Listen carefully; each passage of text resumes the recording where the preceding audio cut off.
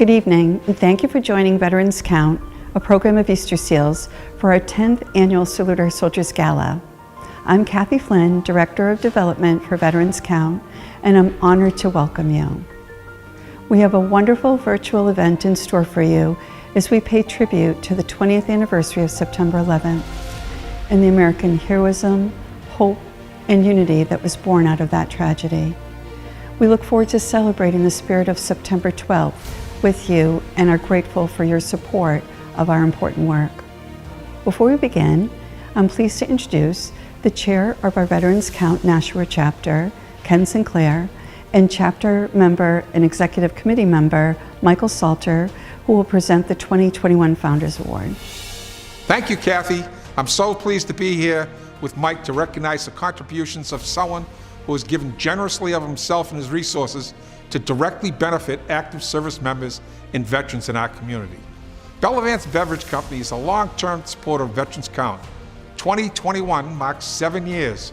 Every June, the team at Bellavance Beverage Company donates a portion of sales to Veterans Count from every case of Budweiser sold. The check presentation takes place at the Nashua Silver Knights baseball game, played on the Hometown Heroes Military Night. Thank you, Ken. I wholeheartedly agree. It's very special for me and to be here each year, and it's special, extra special this year to be here for the Bellavance and Company. Bellavance is a very special company. Founded in 1902, survived prohibition by selling cigars and soda pop, and fast forward to today, has just recently built a 142,000-foot facility in Londonderry with one of the largest solar array roofs in the country and in New Hampshire. 3,000 solar arrays, by golly. It's our consummate pleasure to present Joseph Bellavance IV, President of Bellavance Beverage Company, a staple of New Hampshire's retailers since 1902, with the 2021 Veterans Count Founders Award. Joe? Thank you, Ken. Thank you. Thank you. And on behalf of the team at Bellavance Beverage, I am very proud to accept this award. The men and women of our armed services do a tremendous job, and it is only fitting that we are able to support the work that Veterans Count does for the men and women when they return home from deployment and their service. So thank you to Veterans Count for all the fantastic work that they do, and thank you to the men and women of our armed services for all that you do. Freedom isn't free, and we appreciate that. Thank you, Joe, for your commitment to the health and future of our active military members and veterans. My name's Maureen Beauregard, and I'm the CEO and President of Easter Seals. This 10th annual Salute Our Soldiers Gala is an opportunity to reflect on what unites us as Americans and how we are stronger together. It also allows us to recognize the many contributions of our military service members and veterans and their selfless acts of bravery throughout our history. Tonight, we pay particular tribute to our post-9/11 veterans as we honor all American heroes. On behalf of the service members and veterans we served throughout this year, please accept my heartfelt gratitude for your support. I hope you enjoyed this special virtual program featuring entertainment by Tony Pace and narration by Mahfuz. I especially look forward to when we will be able to gather together to celebrate our Salute Our Soldiers Gala in person. Thank you.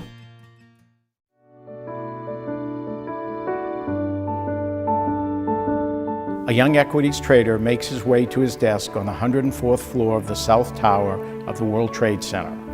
A new mother cradles her infant daughter in a rocking chair, and a high school senior arrives to his history class ready to take an exam.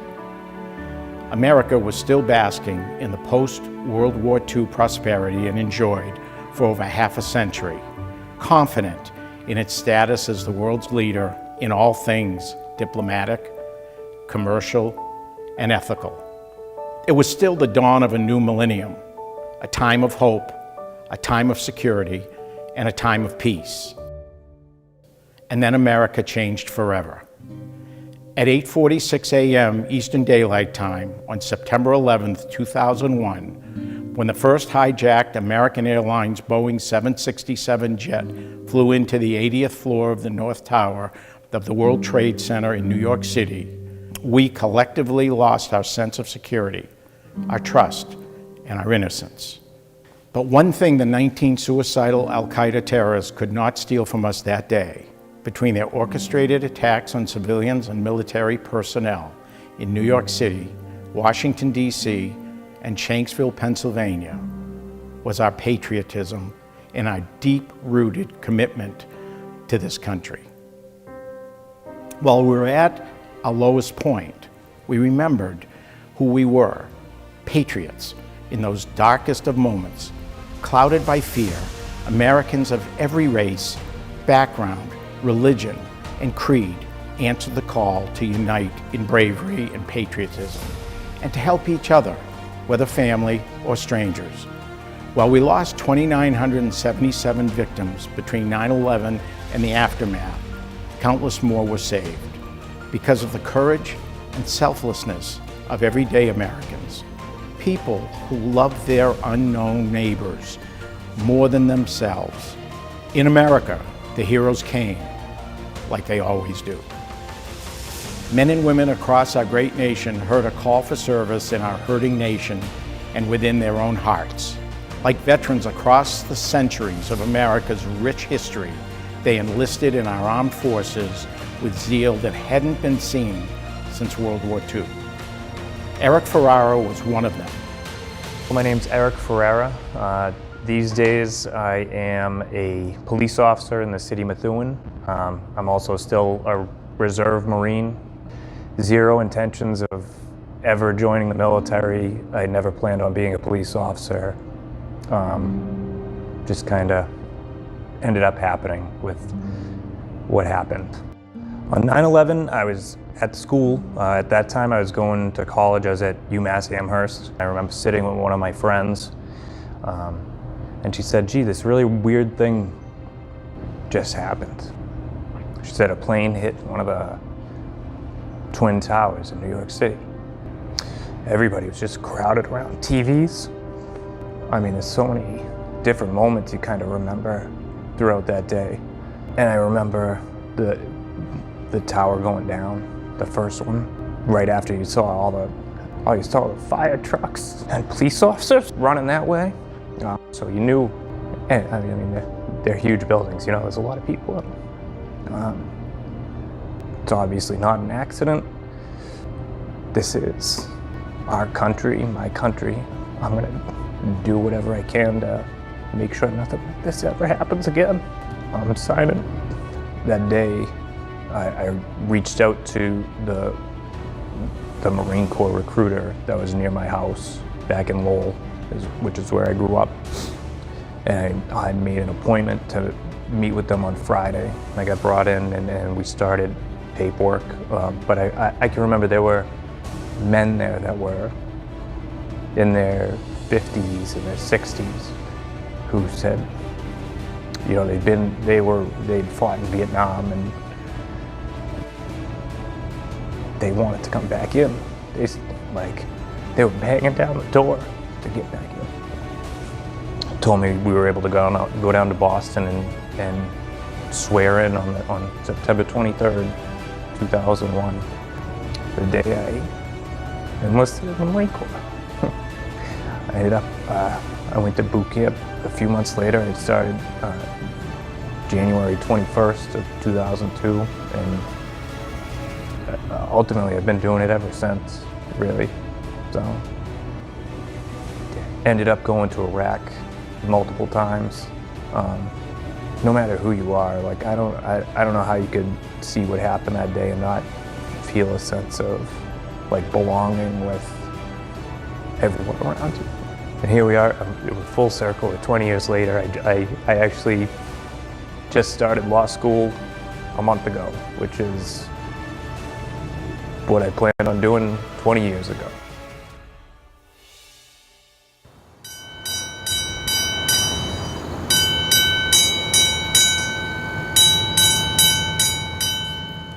I'd like to welcome you to Nashua Fire Rescue Headquarters in the City of Nashua's 20th remembrance of the September 11th terrorist attacks.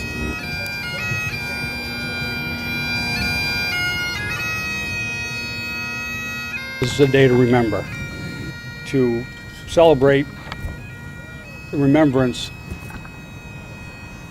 of thousands of people who died. Remember the World Trade Center.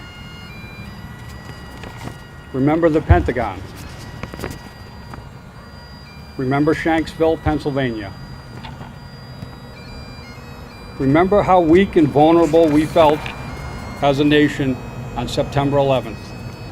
The day of the 11th, we did like everybody. We just watched it unfold on TV. I had the news on, kind of watched things unfold, saw the second plane hit, just kind of shock, disbelief. I was in middle school, and I just remember they didn't tell us what was going on. Just a whole bunch of kids started to go home.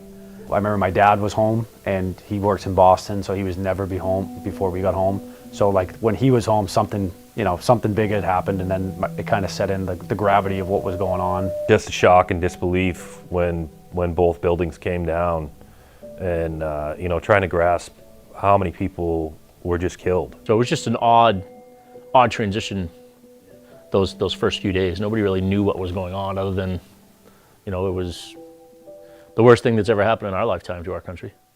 So when 9/11 happened, being 11 years old, and you want to be a firefighter and you want to help, and at the time when that happened, I wanted to join the military that day. So I remember going down, we were returning from a call and driving down Main Street, and just like everybody else, we got the biggest American flag we could get and we put it on top of the truck, and just going down Main Street and everybody out there just cheering and yelling and everything. So, people, it kind of brought everybody together. They had a love and respect for each other at that point, and then especially for us. Overwhelming gratitude in the community as a whole, not just towards the fire department, but towards just people in general. It seemed like everybody was just nicer in the time after that. A huge tragedy, and the only way you get through it is to unite a little bit, and that's what we did. At the Central Firehouse, the whole duty crew had lined up, and as people walked by, they saluted them, and people breaking down in tears, crying, and it was pretty touching to see that many people come out. When we got hired, there wasn't a lot of recent military vets on the fire department, and there are now. Oh, yeah. And they're probably, the two of them are somewhat connected between post 9/11 and then the ensuing military conflicts in the Middle East over the past years. Those guys went and did full-time military service, and then when they get out, it's a natural progression to go from serving your country to serving your community. And a lot of them would go to the police department, and a lot of them would come to the fire department. So, we have a significant number of veterans on the fire department now who are young. Same thing, I didn't have really a desire to be in the military as a kid growing up, and I guess, maybe because 9/11, a lot of my friends' older brothers at the time, they were like seniors in high school where I was in middle school. Those guys, to me, were kind of like the guys I wanted to be like, so I decided to join the military. The guys that we see now that are on the fire department, you know what they did in the military, you know what they did to impact our lives every single day. One of the things that happened post 9/11, obviously FDNY was heavily engaged with operations at Ground Zero. Well, they also lost 343 firefighters that day, and firefighters take a tremendous amount of respect in paying tribute to a fallen comrade at the appropriate time. So they couldn't go to 343 funerals. You're looking at 15,000 guys plus that would show up to a regular funeral prior to 9/11, and then you'd go to these 9/11 funerals, and there'd be 300, maybe 1,000, because there was no one to go. 20 or 30 guys would get on the bus, and we'd go down to New York City, and we'd go to 2 or 3 FDNY 9/11 funerals. So you got to know the story of these firefighters. They told the stories, and of course, so many of the stories were exactly the same in how they gave their lives, that day. But that was a pretty incredible part to have gone down there and represent the fire service at a lot of those funerals. In the days and weeks that followed, we came together as a nation. We put aside our differences, and we worked together instead of against each other. Remember how good it felt to be united. The best way we can honor and remember the sacrifice of so many is simple. We need to be better. And remember, we are and will always be stronger when we are united. On September 12th, 2001, our country woke, just like we have done every time our freedom has been attacked. We rallied around many feelings, and we continue to do so. Honor, hope, and resilience. Please keep these words in your hearts as Nashua Fire Rescue Captain Gordon Wilson closes our remembrance service with the healing sounds of bagpipes.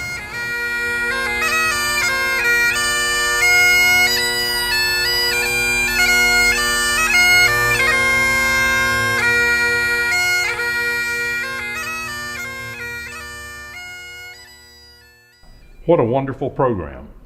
I'm Kent Swanson, the chair of the 2021 Salute Our Soldiers Gala Committee, and I'm humbled to have been involved with this effort for the past 5 years. I continue to participate year after year because I see how important every dollar is that is raised by Veterans Count.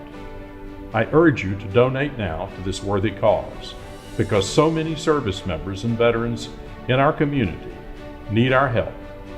Did you know that a $25 donation will provide gas or transportation to ensure a veteran gets to a medical appointment? Hi, I'm Mike Rice. I've been a member of the Vets Count program for over 10 years. And if you add a $50 donation, we'll allow a homeless veteran to have a new pair of warm boots or a track phone to allow them to ask for help when it's needed. Hi, I'm Greg Darbone, and I've been with Veterans Count for about 6 years. Just a $100 will cover an entire month of necessary medications for a veteran, and a $250 gift will purchase a bed for a veteran's new apartment. Hi, my name is Louise Elliott. I've been with Veterans Count for about 5 years. Donating $500 puts food on the table for a family of 3 for 1 month, while $1,000 covers a whole month's rent for a service member. My name is Jason Ricard. I've been involved with Veterans Count for 5 years. Did you know a $3,000 gift purchases work tools, boots, and trainings for 6 veterans for their new jobs, and $7,500 pays for 2 weeks of treatment for a veteran with substance misuse issues? Hi, my name is Patrick McDonough. I've been with Veterans Count for 5 years.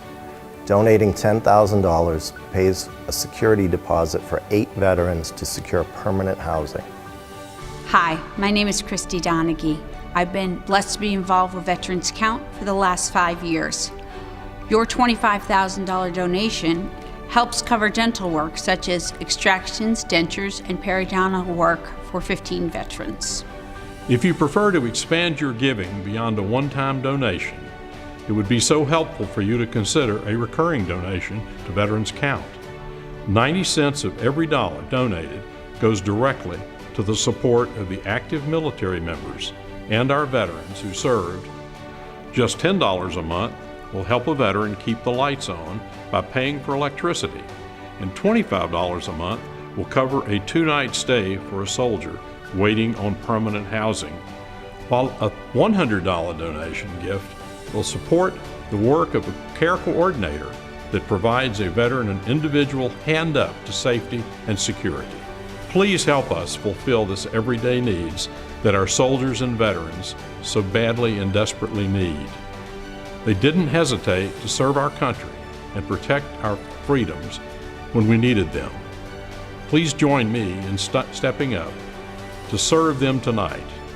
Failure is not an option for these patriots, these heroes. Thank you kindly for your consideration and generosity.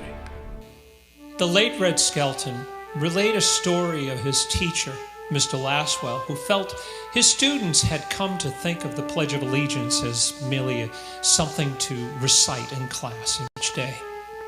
It had become monotonous and had lost its essence and meaning. Now, more than ever, as we commemorate the 20th anniversary of September 11th, may we never forget. May it never be just another day, and may we hold all those who've paid the ultimate price in our hearts and memories. If I may,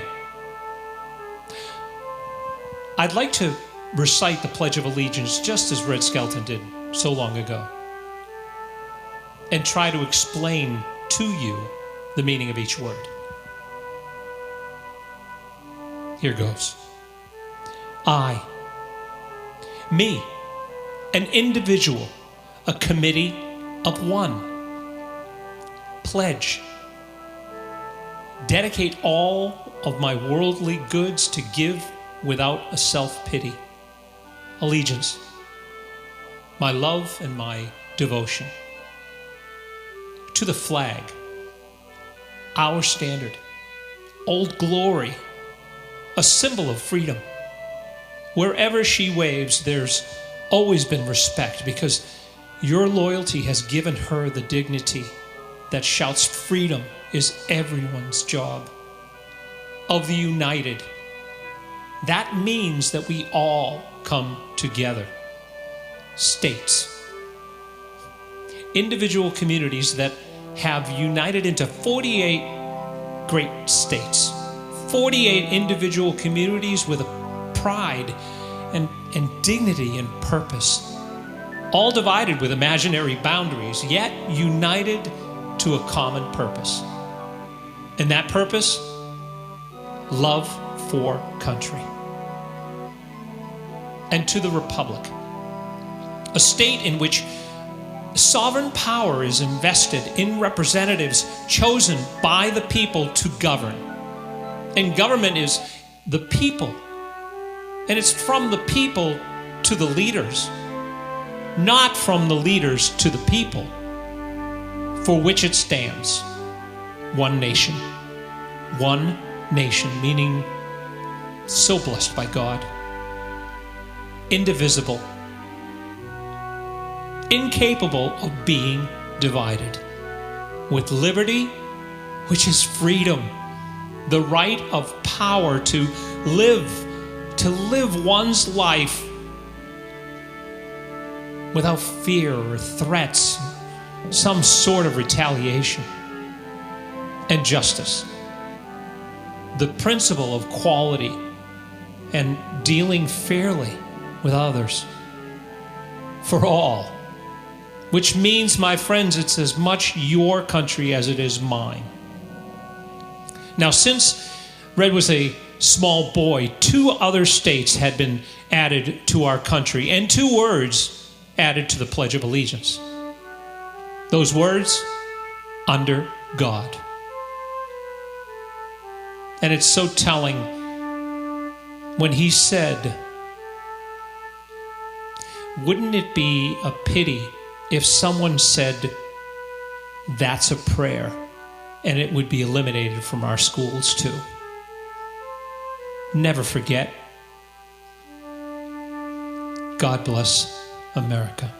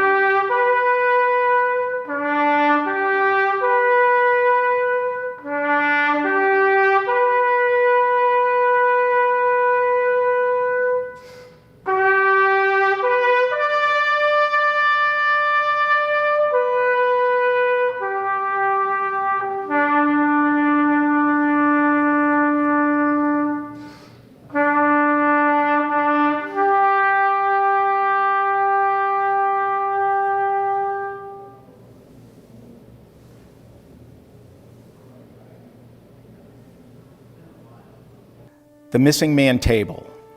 The table is round to show our everlasting concern for our missing men. The table is white, symbolizing the purity of their motives while answering the call of duty. The single red rose displayed in a vase reminds us of the life of each of the missing and their loved ones, and friends of those Americans who kept the faith, awaiting answers. The vase is tied with a red ribbon, symbol of our continued determination to account for our missing. A slice of lemon on the bread plate is to remind us of the bitter fate of those captured and missing in a foreign land. A pinch of salt symbolizes the tears endured by those missing and their families who seek answers. The Bible represents the strength gained through faith to sustain those lost in our country, founded as one nation under God. The lighted candle reflects our hope for their return. The glass is inverted to symbolize their inability to share this evening's toast. The chair is empty to show they are missing. In America, the heroes came, like they always do.